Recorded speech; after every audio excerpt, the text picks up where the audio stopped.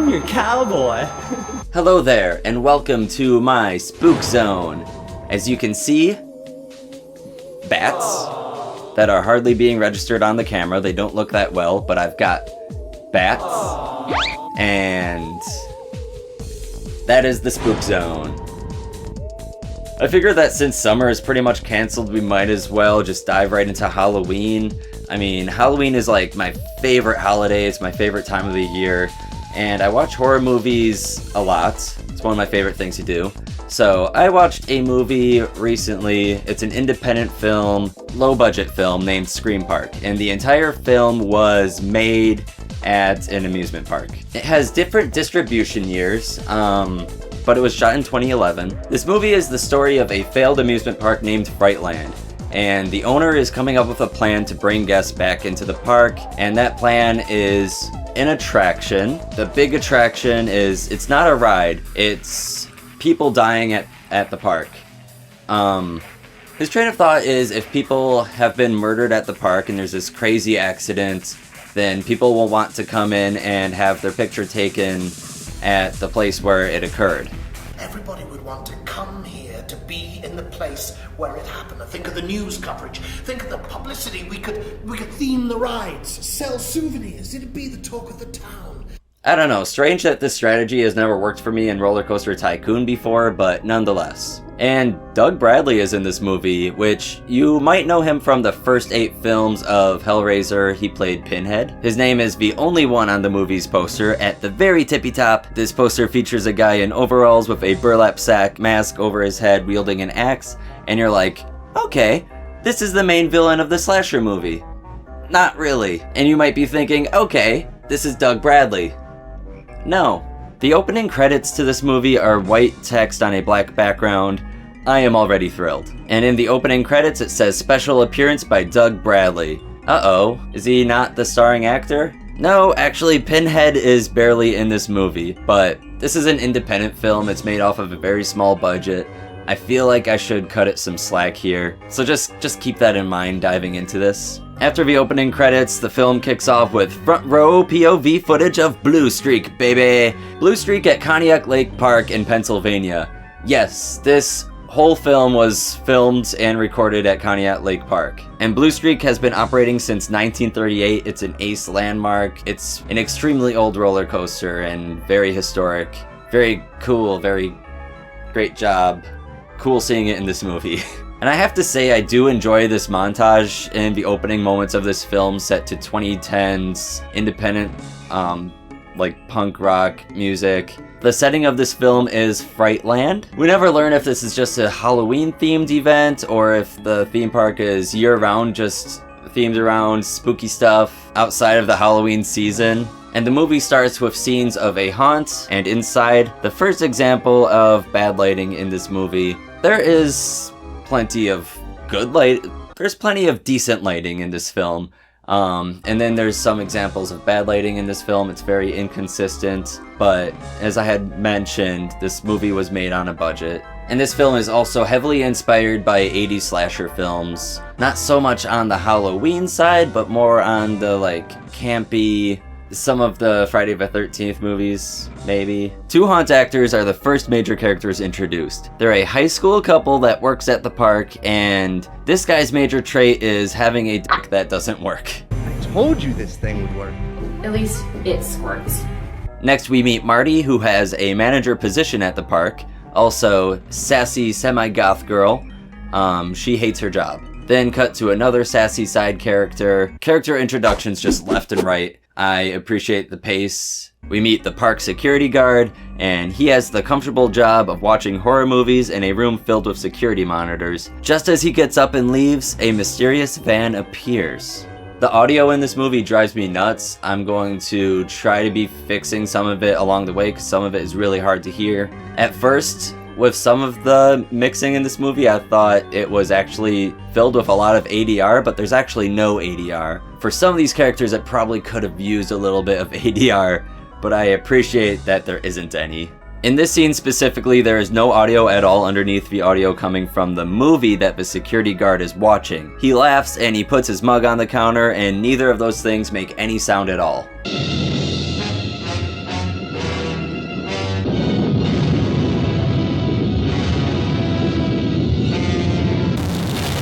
But never mind that because it's main character time. This is Jennifer, and she is another high school staff member at Fright Land. She lets these losers pick a prize, and I love this scene.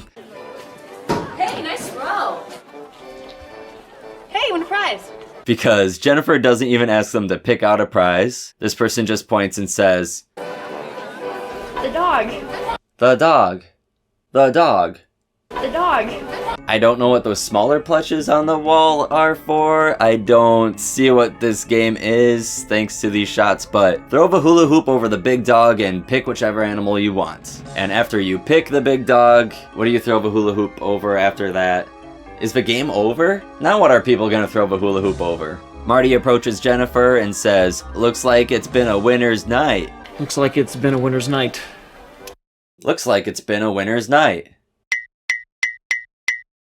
Jennifer says that she's giving out prizes because the park is closing anyways, and generosity has never hurt anybody. So this is when it's established that Fright Land is going out of business for good. It is closing its doors. How could this happen? Could it be that their hours are 4 p.m. to 10 p.m.? Could it be that they're seemingly an entirely Fright event-based theme park? Now the park is closing for the night, and I don't know why the security guard is letting guests out through this chain link fence gate. I know Conneaut Lake Park has an entrance gate. Maybe it looks too nice for Fright Land, but also no, because we see that gate later in the film. Bruh. I'm thinking they picked this as the gate because it's just closer to the parking lot and they can show the mysterious van, but I don't know. I don't know why he's letting people out at this gate. Anyways, Blue Streak appears! Guests are leaving. I love the music playing under this. It's got such strong vibes of Roller Coaster Tycoon menu music.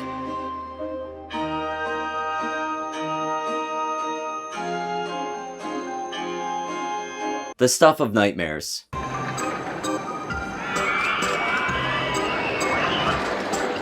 Oh boy, the lighting in this film is all over the place. It's a little bit jarring. Cannibal Nurse and Broken Dick Boy roll up to Jennifer. Jennifer asks if they've seen her crush Blake. Speaking of jarring, the editing and dialogue clash so hard in some scenes. This scene and the previous scene at Jennifer's stand are shining examples of awkward editing and a stiff script recital. Haven't you guys been on like 3 dates already? No, I haven't seen him. Tony, have you seen him? And Cannibal Nurse is so mean in this scene. Tony just loves showing off his little stump, don't you? Just for you, babe. Because I'm the only one that doesn't laugh at it. Holy shit. He doesn't care though, it's totally fine. We get a jump scare while Jennifer is on her way to the after-work meeting, but it's just Rhodey. Rhodey! Rhodey is a nervous dork, and I don't understand the majority of what he says. This character makes me laugh. What, not scary enough? I think I've seen that one a few times before. I'll admit it, you were a little scared. He does the virgin walk. Is someone else hiding behind that tree? Rhodey says something about not being invited to a party after work. It is so hard to hear Rhodey. Oh my god. Are you going to the party tonight after work? I actually haven't been invited yet. Wasn't he working the Blue Streak tonight? You think you can go find him for me? Jennifer sends Rhodey to look for Blake and offers to get him into the party in exchange. Okay, sure. This interaction in the women's room is basically, when are you and Blake going to smash? You and Blake need to smash at the party. And everybody knows about Tony's non-functioning small dick. Speaking of missing out. Har. One time. More like 5. Tony's got a few problems. In Tony's previous scene, he's just kind of like laughing it off, like, what are you gonna do? Aw shucks. Please don't leave me. The security guard interrupts the meeting. Why is he so pissed? That was weird to me. I don't know. I feel like it might be a slasher film trope for every character to just be needlessly rude or angry. I could see that being a thing. A lot of people are very mad in this movie. Hi, Henry. I'm gonna make my rounds and make sure no dumbass kid is stuck in a ride somewhere. Rhodey looks for Blake in the maintenance shop, but somebody's watching him. Jump scare! This time it's by the extremely angry security guard. I'll catch you dicking around out here again. Next time I'll just shoot and not ask any questions. Got it? Ugh! Okay.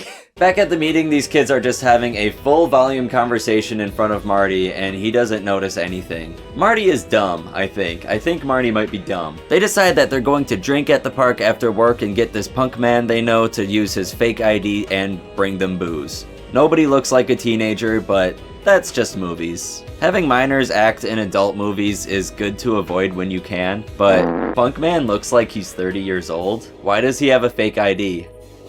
Why is everyone so angry in this movie? Holy shit. The kids beg Marty to let them have their party. A Marty party. Nobody has to know about it, so I guess the party everyone was talking about leading up to this is now happening in the park? I'm confused. They seduce Marty into agreeing. Apparently Marty is a pedophile, so that's fun. It's just gonna be us. Who knows what might happen? Much better. I guess it couldn't hurt. Rhodey comes back empty-handed. No Blake. And it looks like Rhodey has a crush on Cannibal Nurse. Jennifer suggests that Rhodey has a few drinks and talks to Cannibal Nurse, so even though he's empty-handed and didn't find Blake, Rhodey's going to the Marty party. They let Punkman sneak over the fence after a Rhodey jump scare.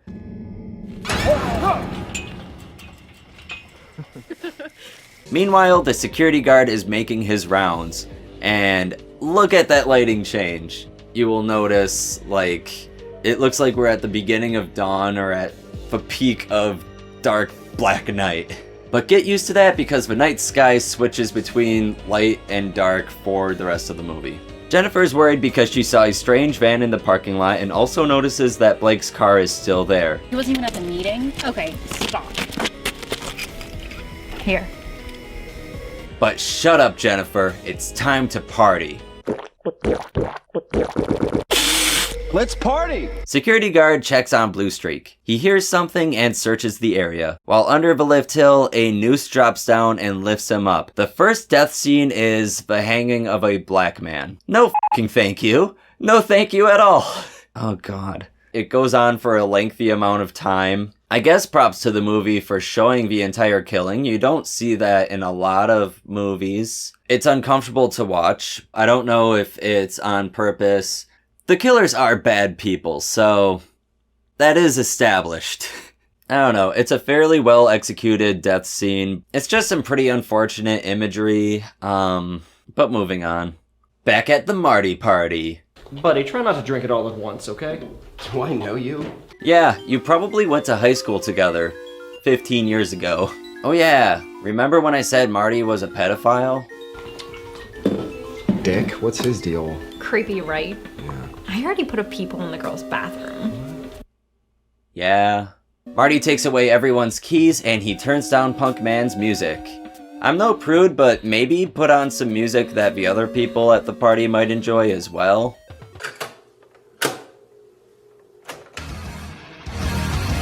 I don't know.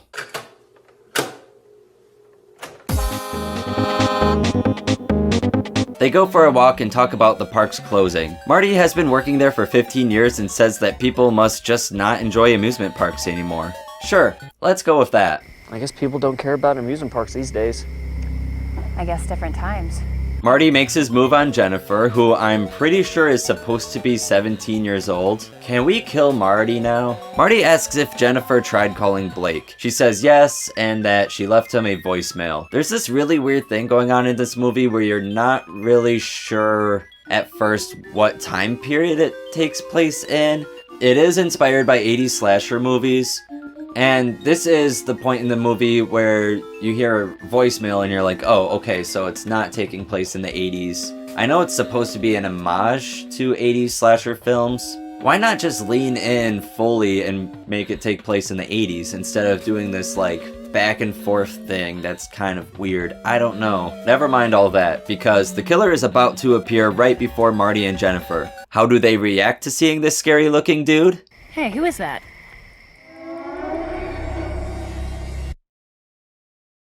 I don't like this. So there are two mysterious masked people. Broken Dick and Cannibal Nurse are smoking weed in the women's room. Cannibal Nurse starts craving french fries. No dick joke. Wow. She didn't even call him Small Fry. Is that low-hanging fruit? I don't even know. Does he have low-hanging fruit?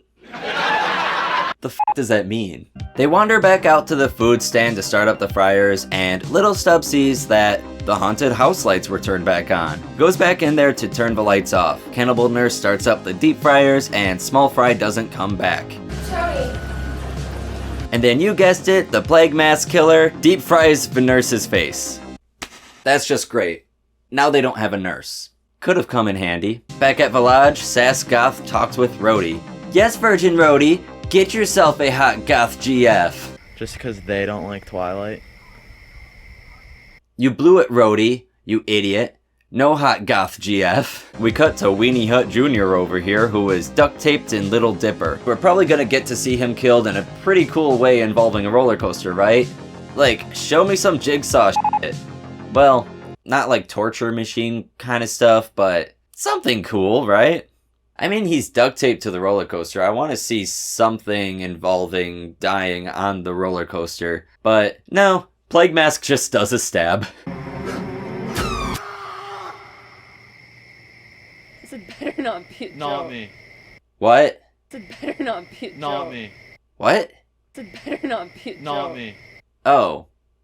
Do a second take. Then Plague Mask starts for Little Dipper, just for funsies, I guess. Is it a coaster credit if you're a dead corpse? Tell me in the comments below, do you need to be alive to get a coaster credit? Anyways, Marty and Jennifer warn the others at the lodge. What the f? There's someone in the park. Yeah, his name's Woody. He'd appreciate if you left. Woody? Is that a Blue Streak reference? Why does Blue Streak want them to leave? Marty goes to call 911, but the lines were cut. Where's your cell phone? Was this movie supposed to take place in the 80s at one point? Remember when I said that it should have been? Because it should have been. Rhodey and his goth GF go to the Little Dipper.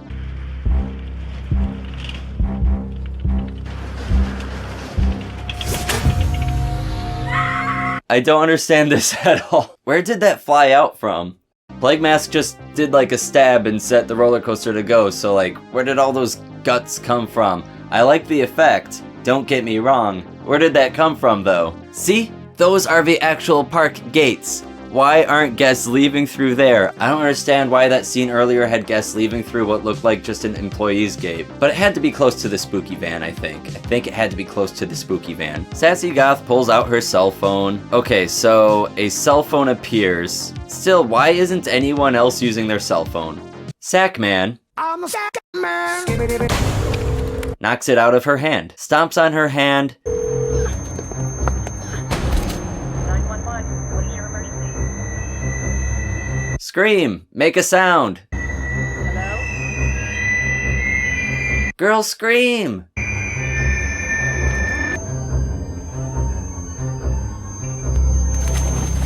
Sploosh! So that was Sackboy, one of the two killers. And I'm gonna talk about the two killers in this movie. One is played by NIVEK Ogre, and NIVEK is just Kevin spelled backwards. NIVEK Ogre is the frontman of Skinny Puppy, an industrial band. NIVEK plays Iggy, and I like the character of Iggy a lot. Iggy is terrible, but that's kind of the point. And then we have Sackboy. Sackboy is played by someone named Ian Lemon, and is called Ogre. His character is called Ogre in the movie. That's confusing. So I'm just going to keep calling him Sackboy.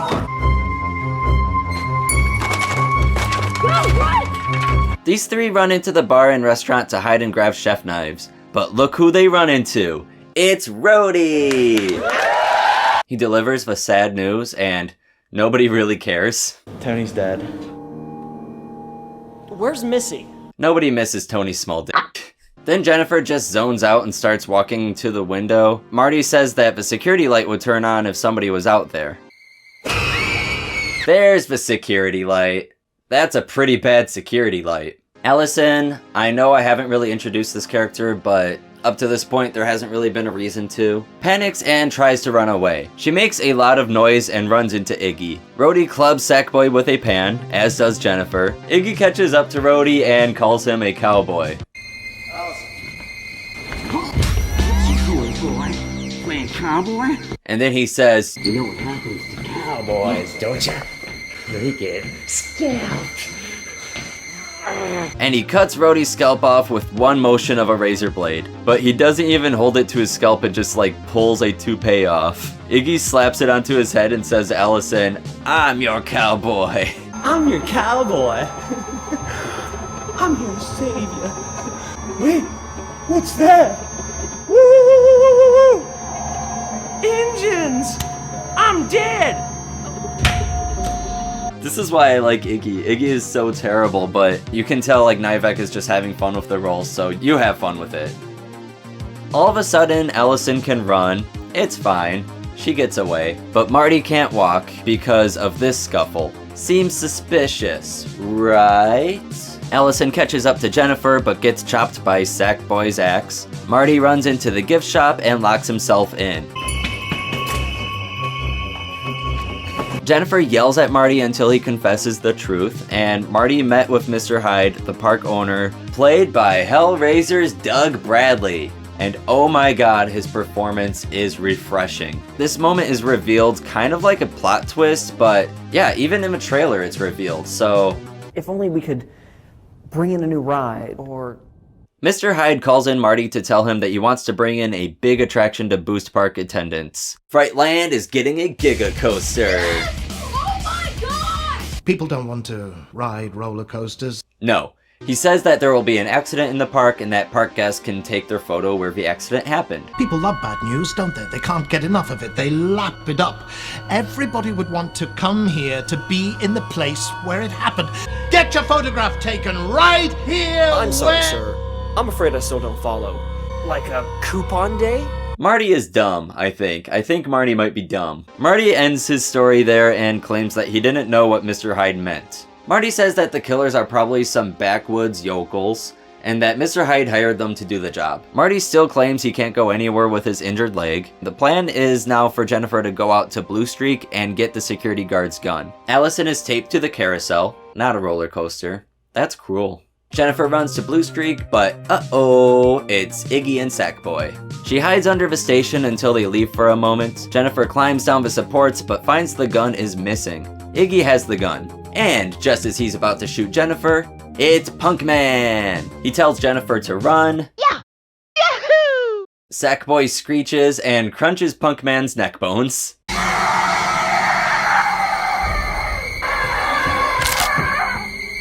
I guess Punk really is dead. This dummy throw off the ramp though.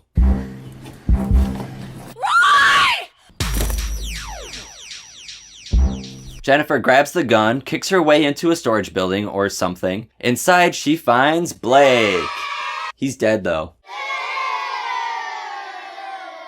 I'm pretty sure his head is supposed to be missing too. Jennifer is bummed out though. Man, she is so bummed. Sackboy finds her. The first gunshot right in the chest does nothing. I don't know. So she shoots a few more and that does the trick. I'm not sure why Jennifer wants to see who's under the mask. Mask on. Fucking mask on. What you did! Oh my god, it's the park owner, Mr. Bean. Iggy catches up to her and the gun is out of ammo. Holy sh**. And yeah, NIVEK Ogre is really having fun with his role as Iggy. He does his best Freddy Krueger, he uses the word bitch a lot. You bitch!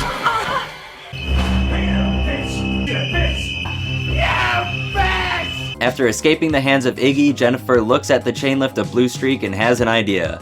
I assume she has an idea. I don't think she has an idea.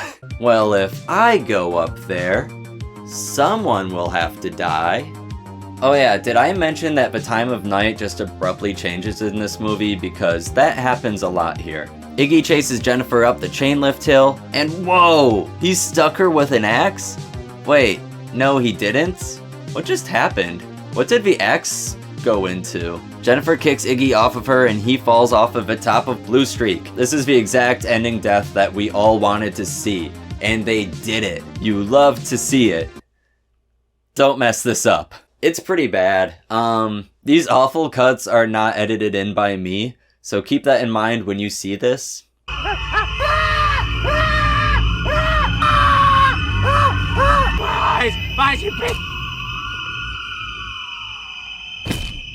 Iggy gets kicked backwards but falls off from the side. The impact is a cut to black. I want to see that dummy flop onto the ground. Boo. Bad death scene. That's a bad death scene. Cut to time-lapse stock footage so you know it's morning.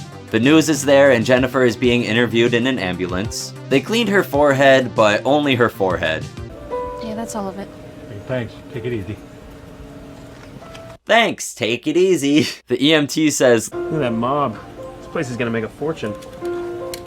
that's a strange thing to say to someone dealing with an immense amount of trauma, but okay. And then Marty offers to give Jennifer a ride home. I hate it. Where are Jennifer's parents? Like, isn't she supposed to be 17 years old? Who do you live with? Why are you getting a ride home from the pervert? So then Marty goes to get his jacket from his locker, which contains Blake's head. A true twist.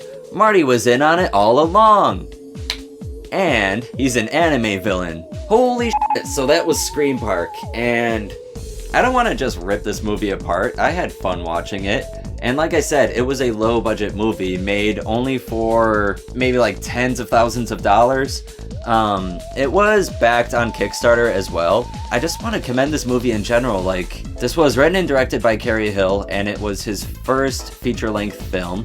He had to pull a lot of weight himself, and it really is commendable that he was able to finish this. And I guess you can make the argument that this movie needs a lot more polish. I would say, especially in the audio department, that's something that could have had a lot more time spent on it, but I think this was a learning process for Cary Hill, and I really do think it was awesome that this movie was finished. I think this movie benefits greatly from having pretty good pacing as well. I felt a little bored in the beginning, but they were still like bing bang boom introducing all these characters left and right, and I appreciate that. And as I said previously, Doug Bradley did a really good performance here. He probably had like an hour on set and really got their money's worth. Like I said, I think this was just a big learning experience for Cary Hill, and I commend him for getting this movie done. I had fun watching it. I recommend it. Definitely go in knowing what the budget of this movie was, and just appreciate it for what it is. Have a few laughs. Enjoy what is a pretty campy 80s style slasher movie that doesn't take itself too seriously, but also just doesn't play out as a joke the whole time too, because I know that kind of thing might not be for everybody either. But yeah, I've been rambling for a while now. I've been filming for like well over an hour. Like the video if you liked the video. Subscribe if you want to see more videos. Ring-a-ding-ding that bell, because sometimes YouTube is like, not that video. Not today video. This is 0 credits remaining. If you're going to a park, please wear a mask. Happy Pride Month. I'm out.